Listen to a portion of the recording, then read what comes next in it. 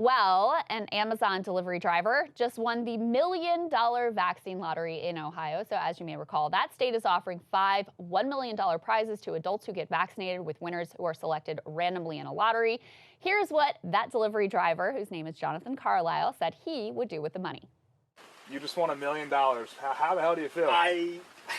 It's overwhelming. I don't know what to do. I'm just still dreaming. I know I got a lot of bills to pay, so it's the first thing that's going to happen.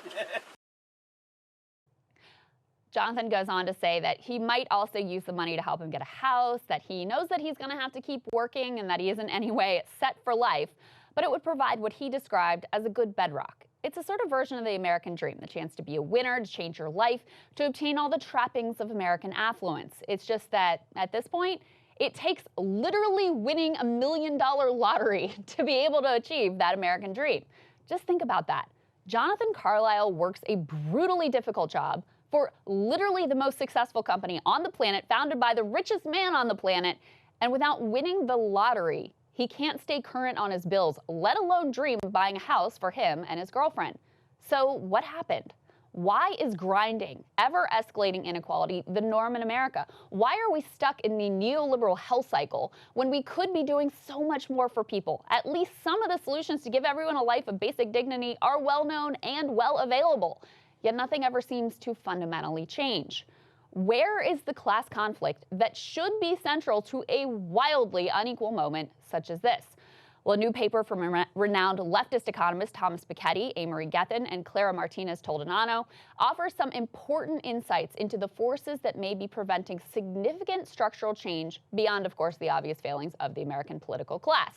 The paper is titled Brahmin Left versus Merchant Right, Changing Political Cleavages in 21 Western Democracies, 1948 through 2020.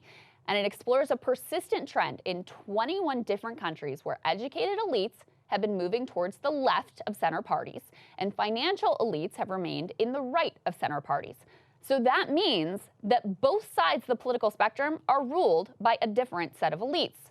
So while working class people remain atomized, split across the political spectrum, elites continue to defend their economic class interests, focusing political conflict around culture and identity issues rather than on issues of economic fairness and redistribution.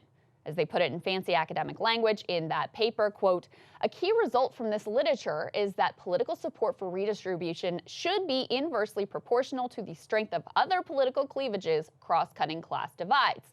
The divergence of the effects of income and education on the vote documented in this paper, two strongly correlated measures of inequality, could in this context contribute to explaining why the rise of economic disparities in the past decades has not been met by greater redistribution or renewed class conflicts. In other words, the data compiled from 21 different Western democracies shows that culture wars kill economic populism. It says that the places where sectarian strife are the worst and where identity and culture are at the center of political debate are also the places where inequality is highest and life is the most brutal for the working class. Elites can feel comfortable in either party here because they will see their economic interests protected either way.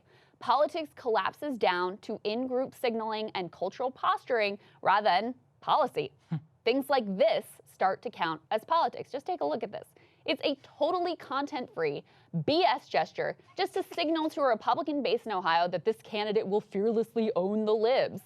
Or you could consider the liberal equivalent of Mandel's nonsense there. Hat tip, by the way, to Thomas Frank for pointing this one out. Behold this sign, which declares in this house, we believe Black Lives Matter, women's rights are human rights, no human is illegal, science is real, love is love, kindness is everything. It's a sign you can buy from the modern-day sweatshop of Amazon for the low, low price of $7.99.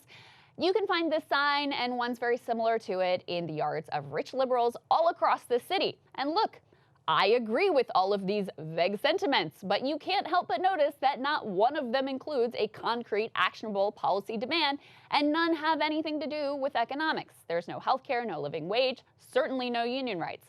Love is love and kindness is everything are very nice values that require only things from Nancy Pelosi that she is willing to offer, such as kneeling and kente cloth. In Piketty's paper, he and his co-authors note there are two actual exceptions to the trend of educational elites moving into the left of center party, and those exceptions are Ireland and Portugal. It's important to note how those two countries have bucked the trend. In those nations, new left-wing parties found success after the 2008 financial crisis, and they managed to keep class-based concerns front and center rather than cultural or sectarian divides. At the other end of the spectrum is the U.S., where not only have education elites moved left, but nearly alone among Western democracies, financial elites have also begun consolidating in the Democratic Party.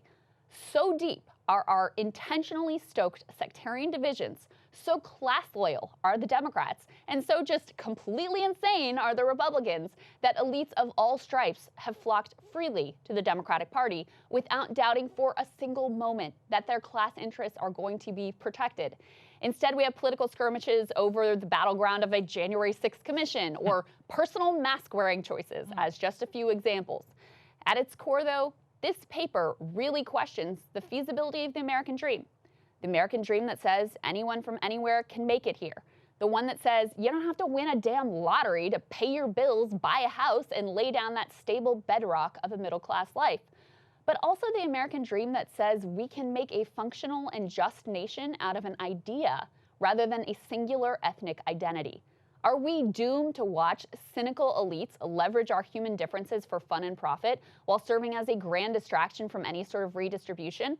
Will we just endlessly repeat the cycle of letting the news media convince us that the greatest threat to our existence is not a rigged and corrupted system, but our neighbors who happen to have different political or cultural beliefs? Now, I reject the cynicism that says that this outcome of sectarian strife and skyrocketing inequality is inevitable. But it is certainly good to know what we are up against here, the barriers that are in our way.